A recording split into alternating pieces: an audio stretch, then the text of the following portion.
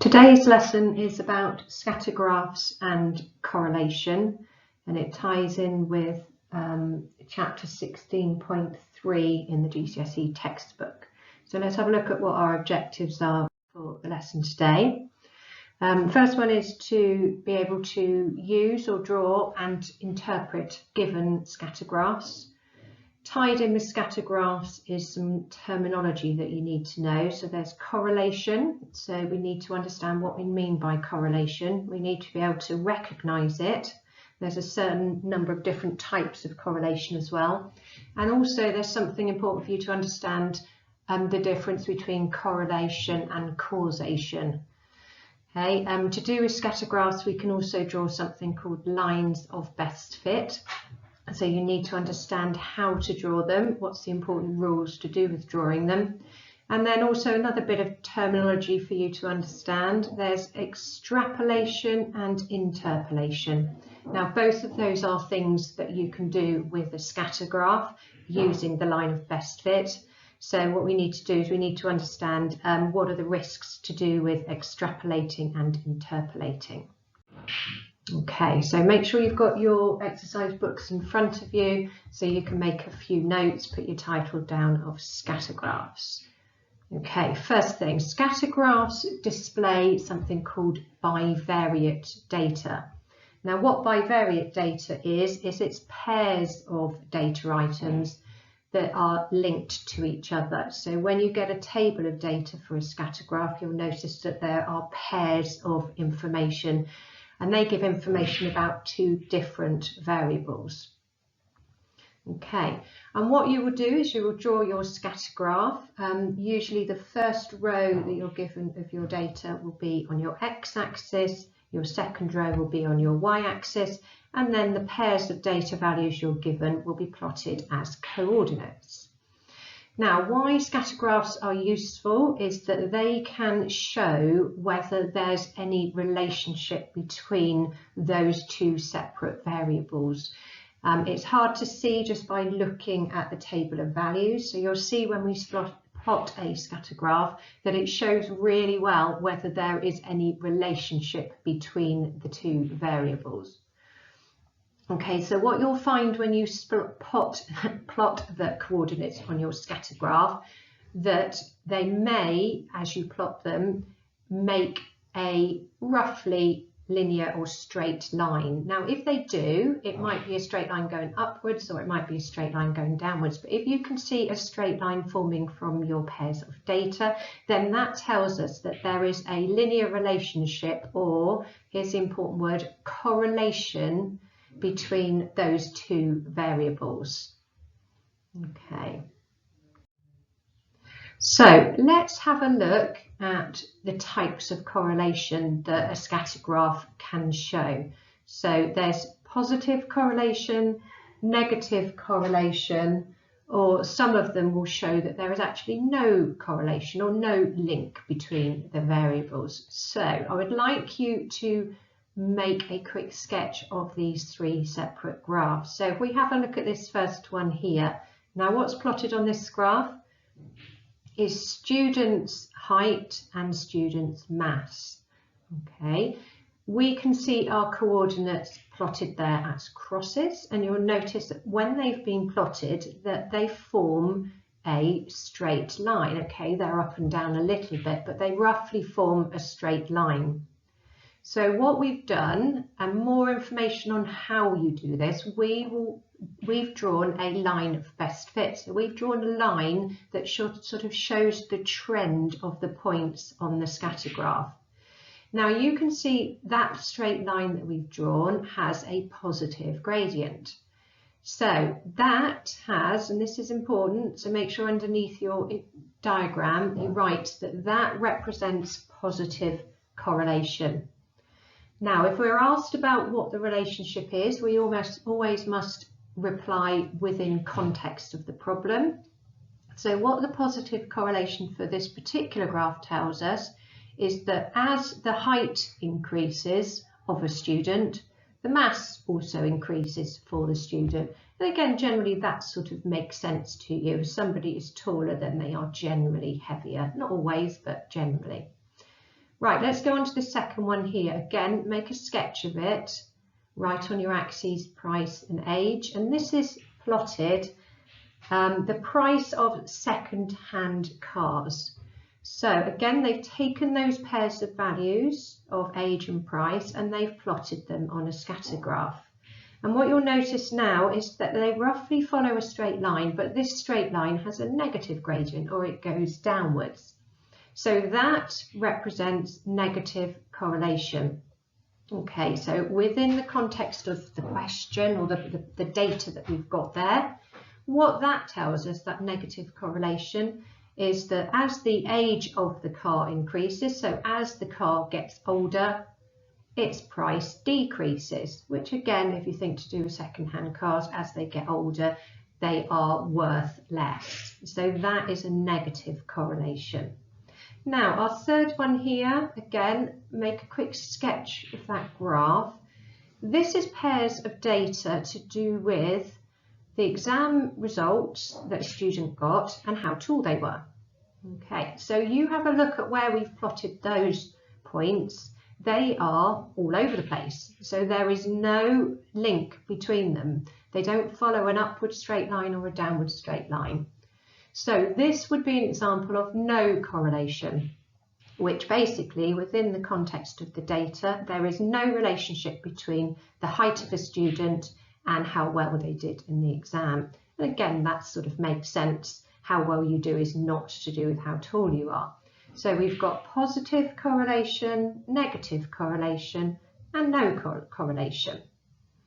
Okay, let's talk a little bit about the line of best fit then. Make sure you write this down within your notes. Now, the line of best fit, basically, if there is some correlation, then the line of best fit should follow the trend of the points. Now, you won't, unless the correlation is very, very perfect and makes a straight line, you will not be able to fit your line of best fit through all of the coordinates. So basically, the rule is when you're drawing your line of best fit, you should get it as close as possible to all of the points, but you should roughly have the same number of points above the line as below the line. So that gives you an idea as to how you fit it in between the points. So your lines might vary slightly from each other's, but they should roughly go through the centre of the points, trying to have roughly the same number above and below. Okay. Now, once we've drawn our line of best fit, we can further categorise our correlation as to whether it's strong or weak. Now, what that's all about is how closely the points follow the line of best fit. So if the points are very close to the line of best fit, then we would call it a strong correlation. So it would be strong positive or strong negative. If the points are reasonably spread out from the line of best fit, then it would be weak positive or weak negative. Okay, so with these examples that we've got here, okay, this one here is likely to be strong positive because you can see they are quite close to the line of best fit. This one here, we've got a point that's a little bit further away. Okay, so that might be more of a weaker negative correlation. Okay, now here's another bit of terminology you need to know. An outlier is a point that is a long way from the line of best fit. So on my first example here, if I was to plot a point that was, say, here, that would be an outlier because it's a long way from my line of best fit.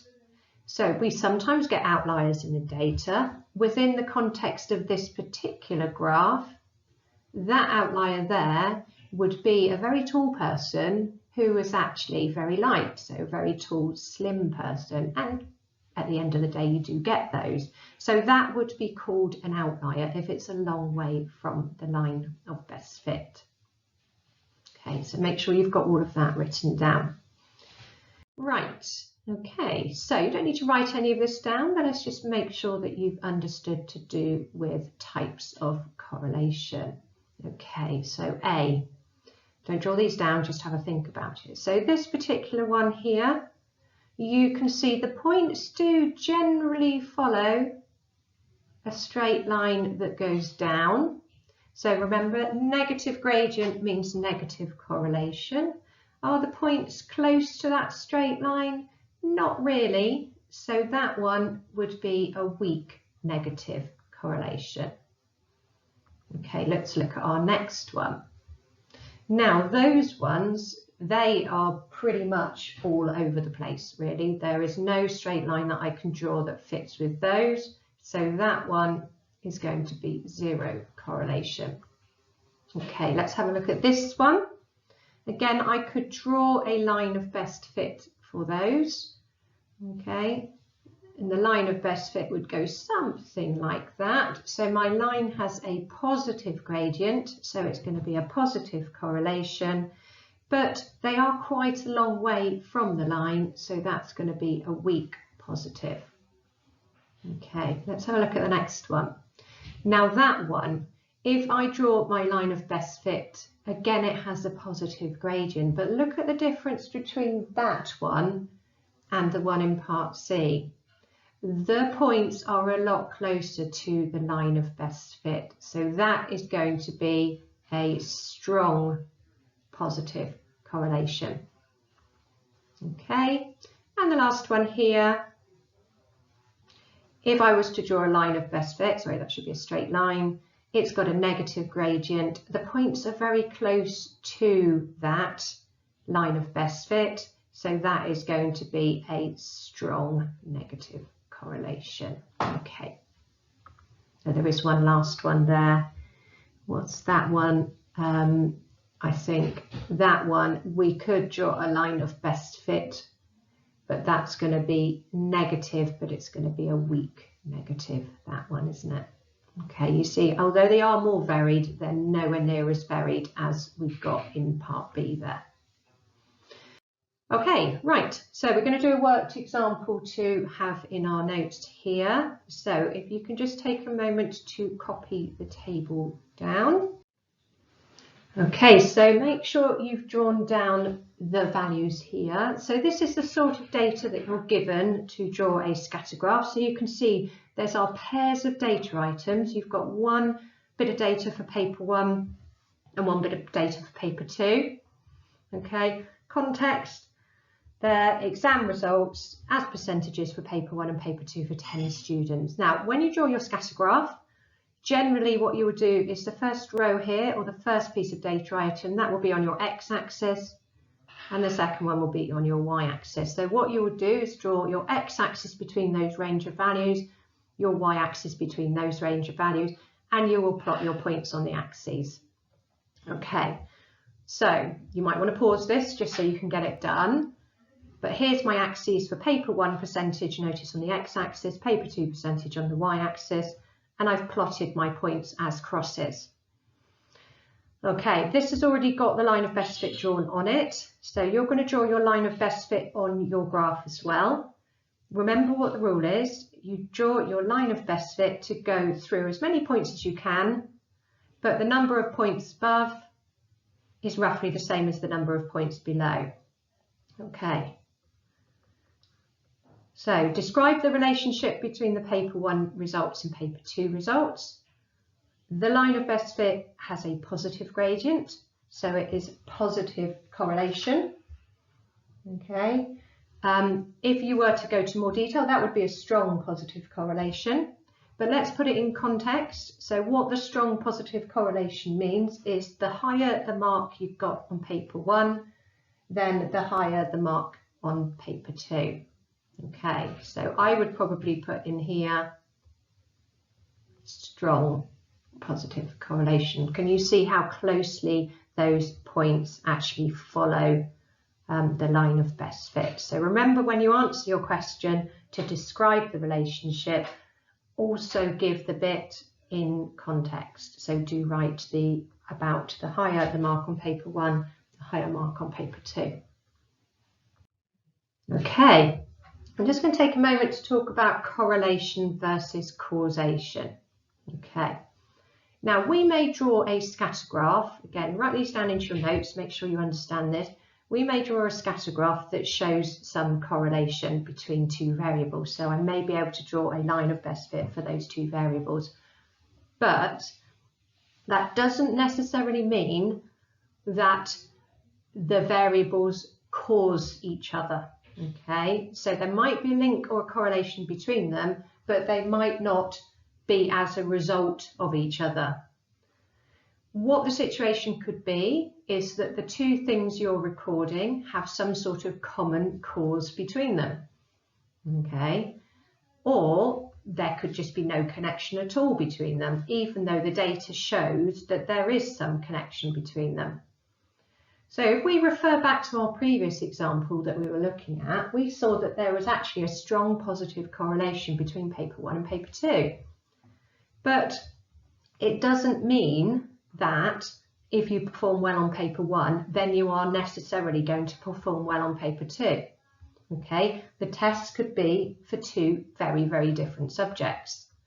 So the thing might be the common cause between them, okay, might just be perhaps the intelligence between those two students, or it might just be that there happens to be that if they did well on one, they did well worse on the other, but it doesn't cause the other one to happen. So that's the important difference between correlation and causation.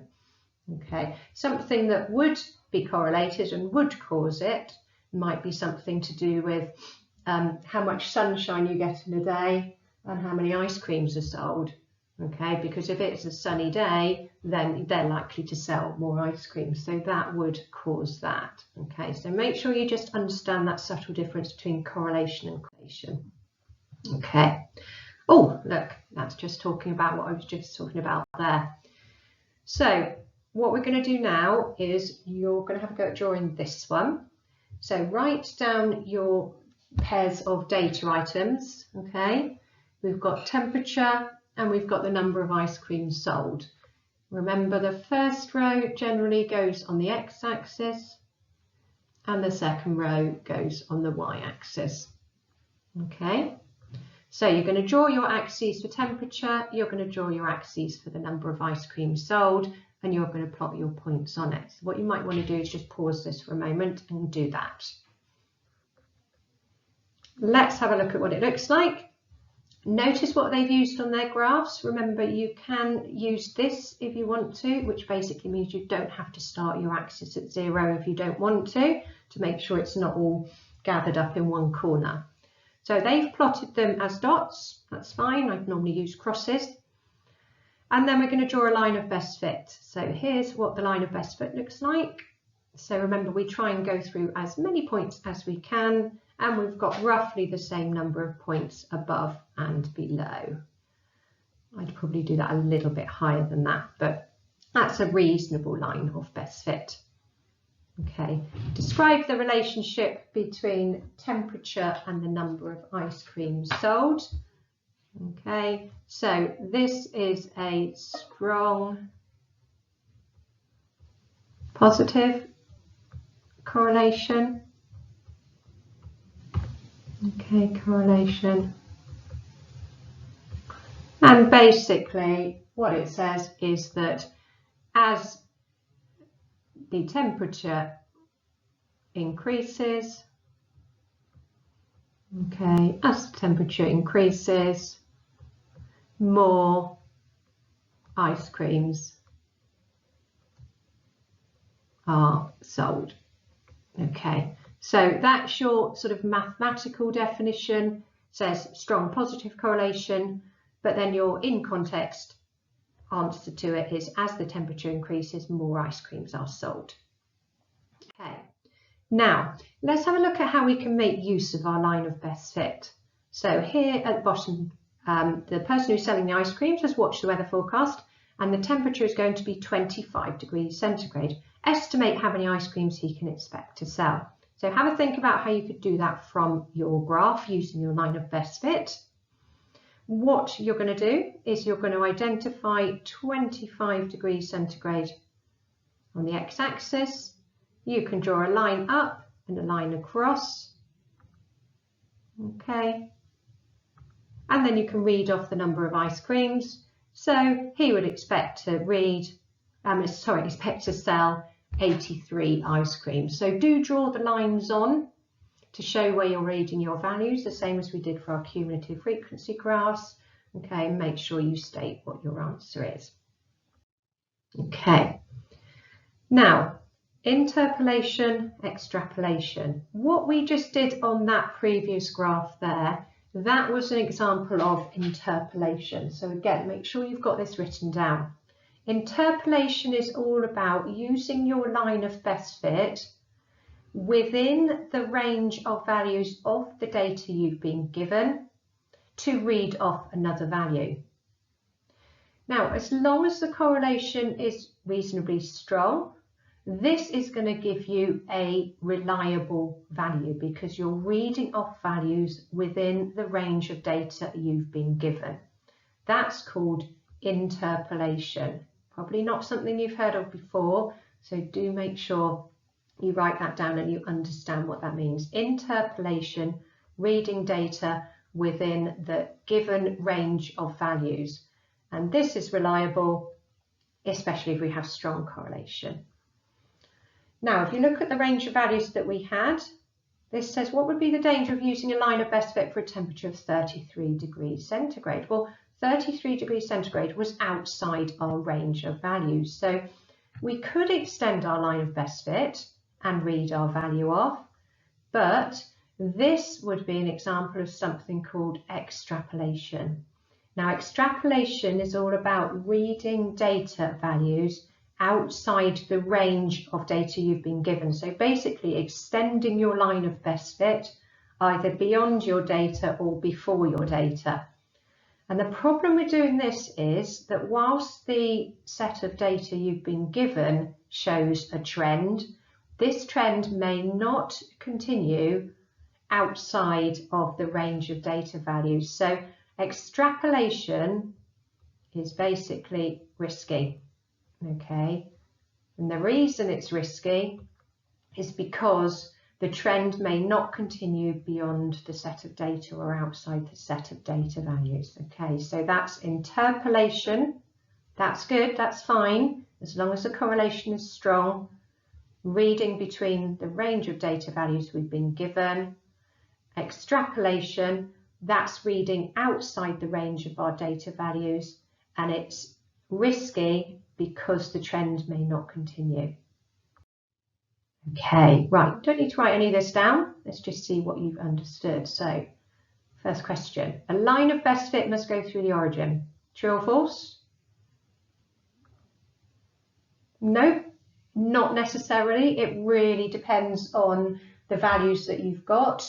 As to whether it always means that when you have 0 of one, you have 0 of another. Okay, so no, don't make your line of best fit go through the origin because that's not always the case. Next one. A positive correlation is where the points are in a straight line. Is that always true? No, that's not true because they could lie on a straight line, but a straight line that goes down with a negative gradient, in which case it would be negative correlation. Okay, a correlation describes a relationship between two variables. Is that true? Yes, that's true. All of the data that we're given for drawing the scatter graphs are always pairs of data items or bivariate data. Remember, that was a proper terminology for it. A line of best fit is a straight line. Absolutely. Whenever we draw it, we always draw a nice straight line that either has a positive gradient or a negative gradient. The correlation of a scatter graph is either positive or negative. False. What else can we have? We can have no correlation at all. So if the points don't follow any sort of trend or any sort of straight line, then there's no correlation. Okay, a strong positive correlation is when the points are close to the line of best fit. True, yeah. So when you've got a positive correlation, it's called strong if the points are close to the line of best fit. If your graph shows no correlation, your graph is wrong. Hopefully you realise, no, that's not the case. Although, to be perfectly honest, the majority of exam questions they're going to give you are going to have some sort of correlation, because usually what they'll do is get you to draw on your line of best fit and then to do some interpolation to read off some values, which obviously you wouldn't be able to do if there was no correlation. The accuracy of the line of best fit is not important. No, that's not true. You must make sure you draw your line of best fit as well as you can. Remember the rule, it should go through as many points as you can with roughly the same number above the line as below the line. A line of best fit needs to be drawn with a ruler.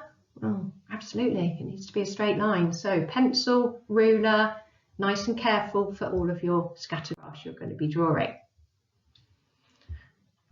A line of best fit can be used to estimate values of one of the two variables. Absolutely, that's what we were doing. So remember, interpolation is reading off the line of best fit within our range of data values. Interpolation is good, as long as it's a good correlation or strong correlation. Extrapolation, outside the range of values, remember, that's not so good. That's risky because the trend might not continue. Okay, right, it's over to you now. So these are questions from your GCSE textbook. They're on a couple of pages. They're 16.3s. Now 1, 2a and 3.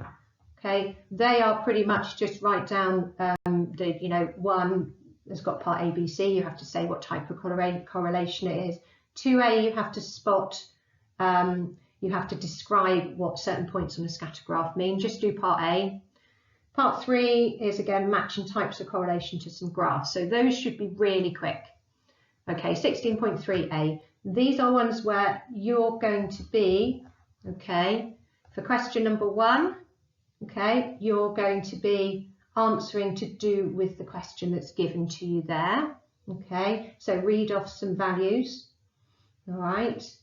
And then question number 3 is the one where you're going to be actually drawing a scatter graph. So for question number 3, this one here especially, draw a decent scatter graph, a good size. Remember, the first row of data is your x-axis, second row of data is your y-axis. You've got some questions to answer for it. Okay, and I would like submitted to your teachers via Insight these 2 questions here, 1 and 3. 1 is just some written answers. Okay, 3 is going to be a scatter graph. Fit it on a single page of your exercise book. Take a picture and upload it onto Insight, and then your teachers will have a look at that, mark it, and then provide you with feedback via Insight. Okay, thank you very much and good luck with those questions.